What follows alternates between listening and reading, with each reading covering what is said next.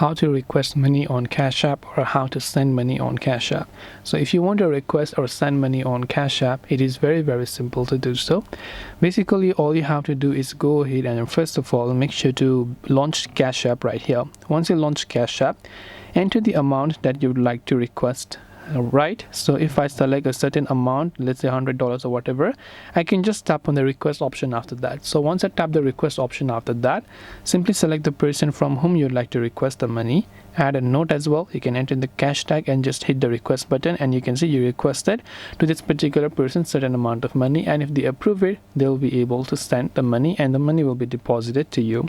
This way you'll be able to go ahead and then request money from Cash App. I hope that this video pretty much helped you, and if it did help you, make sure to leave a like and subscribe to our channel. If you have any further questions, feel free to leave them down in the comment section.